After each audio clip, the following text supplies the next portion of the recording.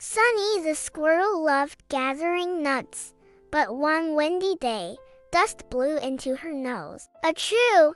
She sneezed so loudly that the nuts flew everywhere. She tried again, filling her cheeks, but another sneeze sent them tumbling into the pond. The frogs laughed, splashing in the floating nuts. Sunny giggled too, though she felt a little sad. How will I ever store my food if I keep sneezing? She wondered. Then, her clever friend the hedgehog suggested, why not ask us to help? We can gather while you rest.